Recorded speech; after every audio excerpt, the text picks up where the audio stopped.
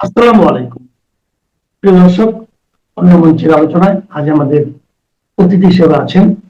সুপ্রিয় দর্শক শ্রোতা মণ্ডলী, আপনারা এই মুহূর্তে আমাকে যে যেখান থেকে দেখছেন এবং পরবর্তী যে যেখান থেকে দেখবেন, আপনাদের সকলকে জানাই আমি আমার প্রাণঢাল অভিনন্দন এবং শুভেচ্ছা।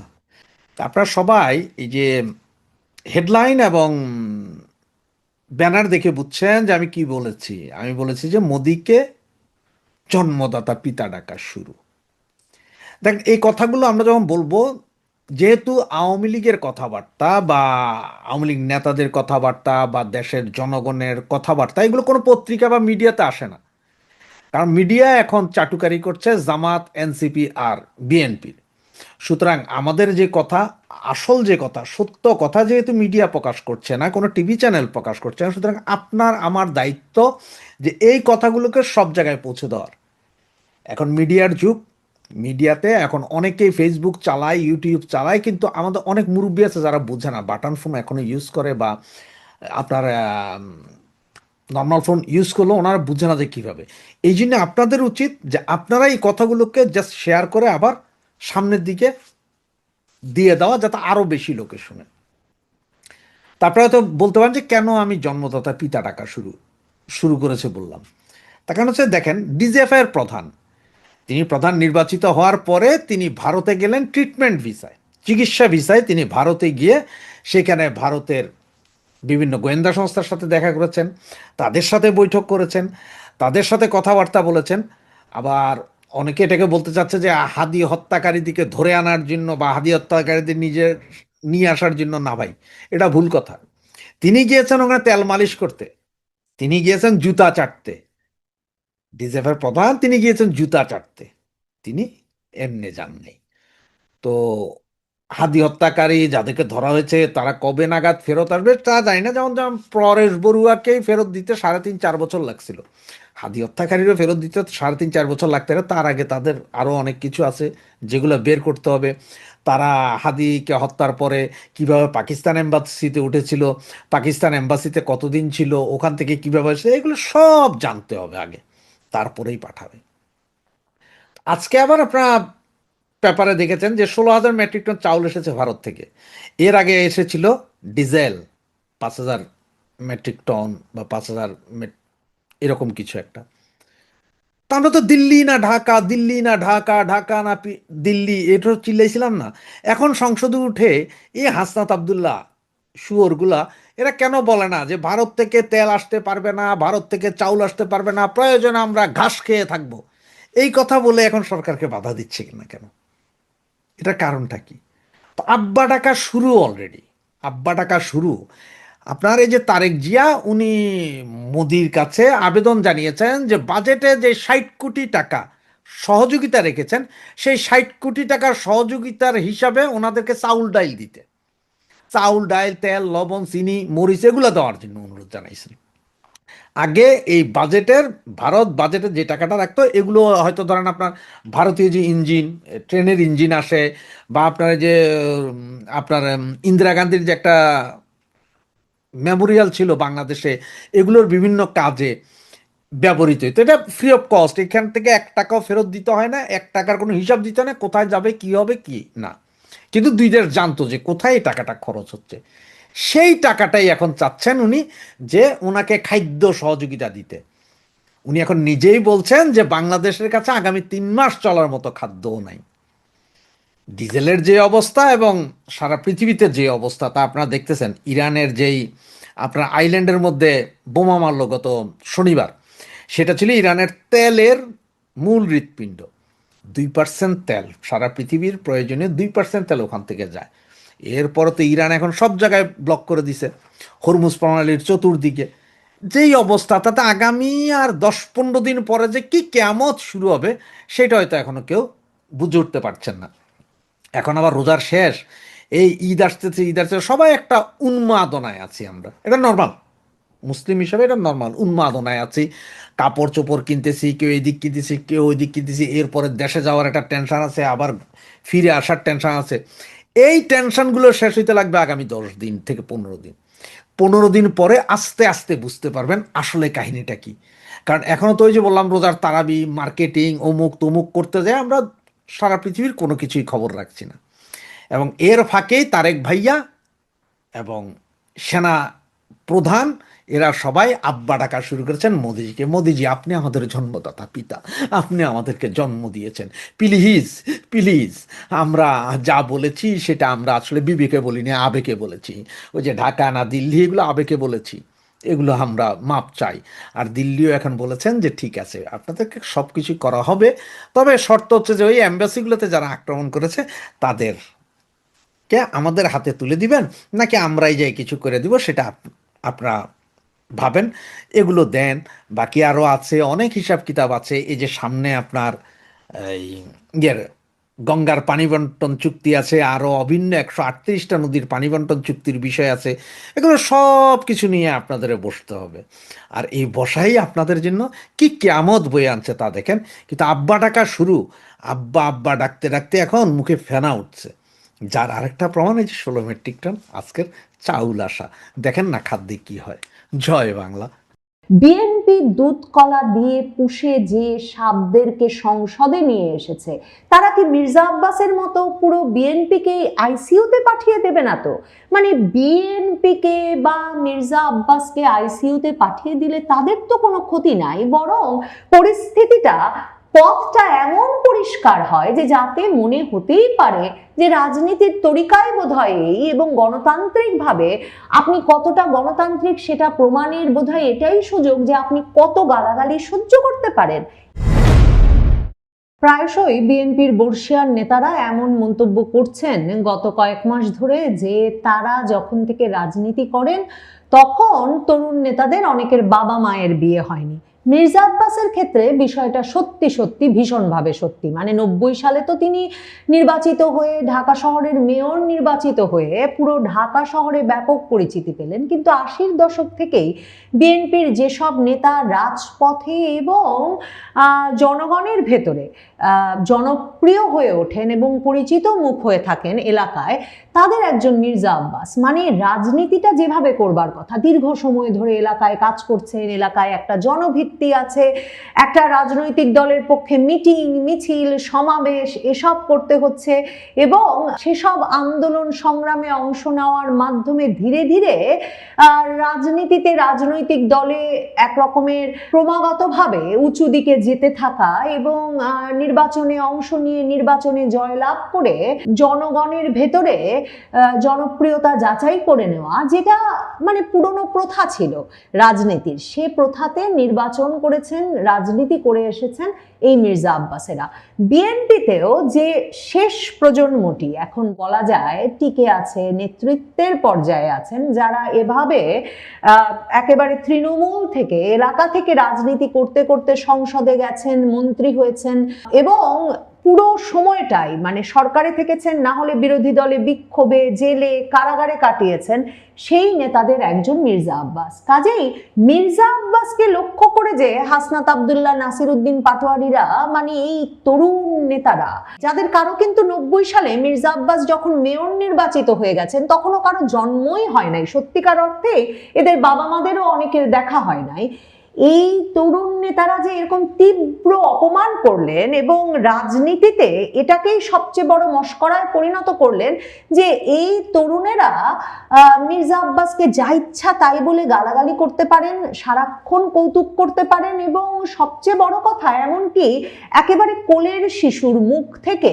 মির্জা আব্বাসকে চান্দাব্বাস চান্দাব্বাস ডাকাতে পারেন। এগুলো যে করলেন এরা, এর মূল উদ্দেশ্যই কিন্তু এই যে রাজনীতিটাকে, যে রাজনীতিবিদেরা তাদের পূর্ণকালীন পেশা, পূর্ণকালীন প্যাশন হিসেবে নিয়েছেন, তাদেরকে যাতে মাইনাস করে দেওয়া যায় বাংলাদেশের রাজনীতি থেকে। মানে যে প্রক্রিয়া 2007 সালে যখন এই যে দুর্নীতির মামলাগুলো শুরু হয়েছিল মির্জা আব্বাসদের বিরুদ্ধে 11 সরকারের আমলে, তখন থেকে যে প্রচেষ্টাটা বাংলাদেশের রাজনীতিতে এরও আগে থেকে সুশীল সমাজ, সেনাবাহিনী, বিদেশি রাষ্ট্রদূতদের প্রক্রিয়ায় শুরু হয়েছিল, সেটারই একটা ফলশ্রুতি মির্জা আব্বাসের প্রতি এই আক্রমণ।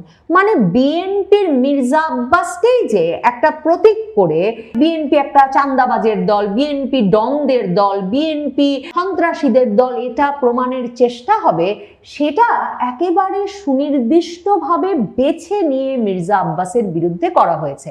হাদি গুলিবিদ্ধ হওয়ার পরই যেহেতু হাদি মির্জা আব্বাসের আসনে নির্বাচন করবেন বলে ঢাকা 8-এ প্রচারণা শুরু করেছিলেন, মির্জা আব্বাস ঢাকা মেডিকেল কলেজ হাসপাতালে ছুটে গিয়েছিলেন হাদিকে দেখতে, এবং তখন সকলকে বিস্মিত করে হঠাৎ করে হাদির ইনকিলাব মঞ্চের নেতা কর্মীরা, মানে জুমা সহ ইনকিলাব মঞ্চের কর্মীরা ওখানে মির্জা আব্বাসকে এমন ভাবে দেখে তেলে বেগুনে জ্বলে ওঠে, বিক্ষোভ করতে থাকে এবং বলতে থাকে মির্জা আব্বাসই হাদিকে গুলি করিয়েছে, যে মির্জা আব্বাসকে রীতিমতো সেনা প্রহরায় ঢাকা মেডিকেল থেকে বেরিয়ে আসতে হয়। এবং তারপর হঠাৎ হাদির বোন সংবাদ মাধ্যমের সামনে বলে বসেন তার ভাইকে খুন করে থাকতে পারে, আওয়ামী লীগও খুন করে থাকতে পারে, আর বিএনপির মির্জা আব্বাস তো খুন করতেই পারে, কারণ বিএনপির নেতারা এমনকি প্রেসিডেন্ট জিয়াকে বেঁচে থাকতে দেয় নাই, কাজে তার ভাইকে বেঁচে থাকতে দেবেন কি করে।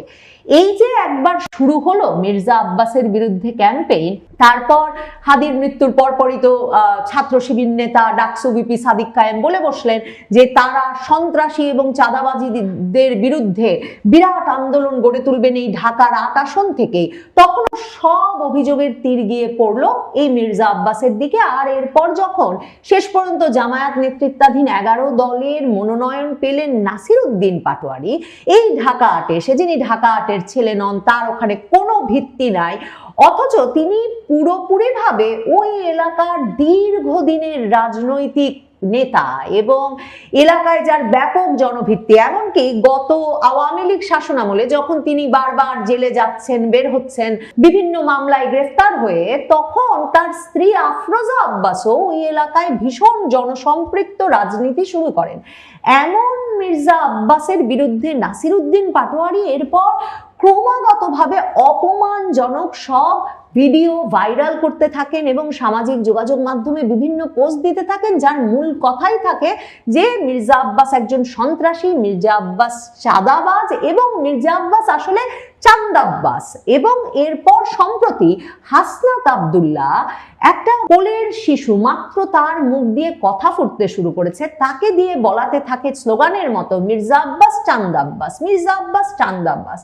এরপর ওই ভিডিও ভাইরাল হয়ে যাওয়ার পর অবশ্য সংসদ সদস্য হাসনাত আব্দুল্লাহ ক্ষমা চান, কিন্তু ততক্ষণে একটা কোলের শিশুর মুখ দিয়ে এমন একজন বর্ষিয়ান রাজনীতিবিদকে, যাদের দীর্ঘ গণতান্ত্রিক আন্দোলনে অংশগ্রহণের ইতিহাস, এমনকি এই যে 15 বছর আওয়ামী লীগের শাসনামলের বিরুদ্ধেও যারা ক্রমাগতভাবে রাজপথে ছিলেন, কারাবরণ করেছেন বারবার, এমন একজন নেতাকে এই অপমান করাটাকে একটা হাসি মশকরার বিষয়ে পরিণত করলেন হাসনাত আব্দুল্লাহ। এবং তারপর হাসনাত আব্দুল্লাহ এমপি ক্ষমা চাইলেন বটে, কিন্তু ততক্ষণে মির্জা আব্বাস সম্পর্কে যাচ্ছে তাই বলা যায়, বর্ষিয়ান নেতাদের সম্পর্কে যাচ্ছে তাই বলাটাই রাজনীতি, নতুন বন্দোবস্ত, এবং এর মাধ্যমে রাজনীতির সংস্কার হয়ে যাবে। এই বিষয়টা মোটামুটি সামাজিক যোগাযোগ মাধ্যমে প্রতিষ্ঠিত হয়ে গেল। নাসিরউদ্দিন পাটোয়ারির যন্ত্রণা ক্রমাগত সহ্য করতে না পেরে মির্জা আব্বাসের এক ভক্ত হবেন রমনা শাখার বিএনপির আহ্বায়ক, তিনি মামলার আবেদন করে বসেছিলেন যে নাসিরউদ্দিন পাটোয়ারি বারবার মির্জা আব্বাসকে মানহানির চেষ্টা করছেন, মির্জা আব্বাসকে ভয়ভীতি দেখাচ্ছেন। এবং এই মামলা করবার পর নাসিরউদ্দিন পাটোয়ারিরা ভীষণ তেলে বেগুনে জ্বলে উঠে বলতে থাকলেন যে এগুলো নাকি ফ্যাসিস্ট আচরণ, এই যে মামলা করা হয়েছে তার বিরুদ্ধে যে তিনি মির্জা আব্বাসের মানহানি করতে গেছেন, তিনি যা ইচ্ছা তাই না হয় বলেছেনই, কিন্তু এই মামলার অর্থ হচ্ছে বিএনপি আর মির্জা আব্বাস গণতন্ত্র বোঝে না। বিএনপি এর সাথে সাথে মির্জা আব্বাসের মানহানি হচ্ছে, তাকে ভয়ভীতি দেখানো হচ্ছে, এই বলে তার এলাকার রমনা থানার যে আহ্বায়ক মামলার আবেদন করেছেন তাকে উল্টো শোকজ করে বসলো যে তিনি কেন অতি উৎসাহী হয়ে মামলার আবেদন করেছেন। মানে ধারণা তো করা যেতেই পারে ওই ব্যক্তি তো মির্জা আব্বাসের অনুমতি ছাড়া এমন একটা মামলা করেন নাই। তার মানে বিএনপি তখন সিদ্ধান্ত নিল তারা মির্জা আব্বাসের পক্ষে দাঁড়াবে না, তারা দাঁড়াবে নাসিরউদ্দিন পাটোয়ারি আর হাসনাত আব্দুল্লাহদের পক্ষে। বিএনপি দুধ কলা দিয়ে শাক পোষার সিদ্ধান্ত নিল। এই হাসনাত আব্দুল্লাহ এখন এমপি পদে সংসদে বসছেন তারেক রহমানের ঠিক উল্টো দিকে। এই যে হাদি, যে শব্দটা, যে অশ্লীল শব্দটির জন্য সারা বাংলাদেশে পরিচিত হয়ে উঠেছিলেন, সামাজিক যোগাযোগ মাধ্যমে তালব্যস্য দিয়ে তৈরি যে শব্দটি বলে সে শব্দটি আমি প্রথম লক্ষ্য করি কিন্তু যখন তারেক রহমানের বিরুদ্ধে এই তরুণ নেতারা এই শব্দ ব্যবহার করে স্লোগান দিয়েছিলেন 2025-এর জুলাইয়ে। 2025-এর জুলাইয়ে মিটফোর্ডের সামনে যখন এক ভাঙাড়ি ব্যবসায়ীকে হত্যা করা হয় ইট দিয়ে মাথা থেতলে, এবং সেজন্য ছাত্রদলের এক নেতা দায়ী বলে জানা যায়, তখন ঢাকা বিশ্ববিদ্যালয়, জগন্নাথ বিশ্ববিদ্যালয়, ইডেন কলেজ থেকে দলে দলে সাধারণ ছাত্রছাত্রীর ব্যানারে ছাত্রছাত্রীরা বেরিয়ে এসে মানে চাঁদা ওঠে পল্টনে, সে চাঁদা যায় লন্ডনে, এই স্লোগান তো দিলেনই, তারা ওই স্লোগান দেওয়া শুরু করলেন যে টিনের চালে কাউয়া তারেক রহমান, এবং সেই শব্দ হাদির সেই শব্দ। এবং এই প্রথম আমি তখন সেই শব্দ লক্ষ্য করলাম যে এই শব্দটি একটা মূলধারার স্লোগানে পরিণত হয়েছে বাংলাদেশের ছাত্রছাত্রীদের মুখে, এবং তারপর তো বিভিন্ন কারণে তারা এই টিনের চালে কাউয়া স্লোগান দিয়েছেন। এবং সেবার মনে করে দেখেন ওই সাধারণ ছাত্রছাত্রীদের তারেক রহমান এবং বিএনপির চাঁদাবাজি ও সন্ত্রাসের বিরুদ্ধে তখনকার মিছিলে তখন এসে জামায়াতে ইসলামী যোগ দিলেন, ইসলামী আন্দোলন বাংলাদেশের নেতা মুফতি ফাইজুল হক নেমে এলেন ঢাকা শহরে সেই স্লোগানে এবং আন্দোলনে। কাজেই তারেক রহমান 2025-এর জুলাইয়ে কিন্তু এই ধরনের আক্রমণের কেন্দ্রবস্তুতে পরিণত হয়েছিলেন যখন ঢাকা শহরের সকল প্রথিতযশা শিক্ষা প্রতিষ্ঠানের শিক্ষার্থীরা এমন অশ্লীল স্লোগান দিয়ে তারেক রহমানের বিরুদ্ধে বেরিয়ে এসেছিলেন। এখন বিএনপি যেই দর কষাকষি আর সমঝোতার নির্বাচনের মাধ্যমে এই জাতীয় নাগরিক পার্টির এই নেতাদেরকে সংসদ সদস্য বানিয়েছে, যেখানে বিএনপি যে মনোনয়ন দিয়েছে হাসনাত আব্দুল্লাহর সিটে যেই ব্যক্তিকে, তিনি নাকি ঋণ খেলাপি হওয়ার কারণে শেষ পর্যন্ত তার মনোনয়নই বাতিল হয়ে গেছে, বিএনপি কোনো প্রার্থী দিতে পারে নাই হাসনাত আব্দুল্লাহর আসনে। সেই অবস্থায় হাসনাত আব্দুল্লাহ বিনা প্রতিদ্বন্দ্বিতায় এখন সংসদে। এবং এই যে বেয়ারামি করা, বেয়াদবি করা এবং অশ্লীল বাক্য ব্যয় করাকে রাজনীতিতে পরিণত করা যে তরুণদেরকে বিএনপি এক রকমের দুধকলা দিয়ে পুষে তাদের সাথে সংসদে নিয়ে এসেছে তাদের বিরোধী দল হিসেবে, এখন সংসদে এরা এরই মধ্যে প্রথম অধিবেশনের প্রথম দিনেই স্লোগান দেওয়া শুরু করেছেন। এখন তারা যদি হঠাৎ Hasnat Abdullah MP, Nahid Islam MP, Akter Hossain MP, Hannan Masud এমপিরা যদি হঠাৎ করে এরকম কোনো অশ্লীল স্লোগান সংসদে কোনো এক সময় দিয়ে বসেন এবং সংসদের ফ্লোরে সেই সরাসরি প্রচারিত অধিবেশন থেকে সেটা সারা বাংলাদেশে ছড়িয়ে পড়ে, তখন হাসনাত আব্দুল্লাহদের তো কিছু হারানোর নাই। বিএনপি কি ততটা সম্মান হারানোর জন্যে, ততটা রাজনৈতিক ভিত্তি হারানোর জন্যে এবং নিজেদেরকে সত্যিকার অর্থে এমন অপমান আর হাস্য মস্করার কেন্দ্রে পরিণত করবার জন্য প্রস্তুত আছে? বিএনপি দুধ কলা দিয়ে পুষে যে সাপদেরকে সংসদে নিয়ে এসেছে, তারা কি মির্জা আব্বাসের মতো পুরো বিএনপিকে আইসিইউতে পাঠিয়ে দেবে না তো? মানে বিএনপিকে বা মির্জা আব্বাসকে আইসিইউতে পাঠিয়ে দিলে তাদের তো কোনো ক্ষতি নাই, বরং পরিস্থিতিটা পথটা এমন পরিষ্কার হয় যে যাতে মনে হতেই পারে যে রাজনীতির তরিকায় বোধহয় এই, এবং গণতান্ত্রিকভাবে আপনি কতটা গণতান্ত্রিক সেটা প্রমাণের বোধহয় এটাই সুযোগ যে আপনি কত গালাগালি সহ্য করতে পারেন। এটাই কি বিএনপি মেনে নিল? নাকি বিএনপি মির্জা আব্বাসের পরিণতি থেকে যেই রাজনীতিবিদ তার পুরো জীবন বিএনপির দল গঠন, রাজনৈতিক ভিত্তি তৈরি, তার জনভিত্তি তৈরিতে ব্যয় করেছেন, তার যে পরিণতি এই তরুণ নেতারা ঘটালেন, কিংবা ধরলাম তাদের কারণে ঘটে নাই, তিনি বয়স্ক, তার এমনি শারীরিক অসুবিধা হয়েছে নানা স্ট্রেস থেকে, কিন্তু মানে তার সঙ্গে যে আচরণটা করে তাকে এই তার জীবনের শেষ অধ্যায়ে এসে যে পরিস্থিতিতে, যে অপমানজনক পরিচিতির দিকে সামাজিক যোগাযোগ মাধ্যম জুড়ে এবং সারা দেশ জুড়ে এই তরুণ নেতারা নিয়ে গেলেন, মানে মির্জা আব্বাস যে শেষ পর্যন্ত চান্দা আব্বাস পরিচিতি নিয়ে হাসপাতালে গেলেন, সেই পরিণতির জন্য বিএনপি প্রস্তুত আছে তো?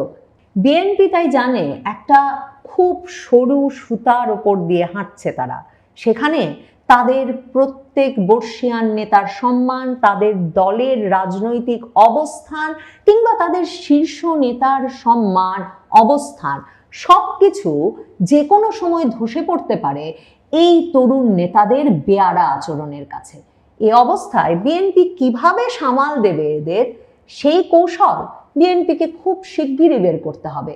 মানে সব শর্তে বিএনপি যদি উল্টো রাজি হয়ে যায় আর তাদের নেতাদেরকেই উল্টো শোকজ করে ওদের প্রতিরোধে দাঁড়ালে, তাহলে সম্ভবত বিএনপির জন্য সামনের পরিস্থিতি আরো জটিল হবে। সেই জটিলতা বিএনপিকে আইসিইউতে নিয়ে যাবে কিনা সেটা দেখবার জন্য অপেক্ষা করতে হবে।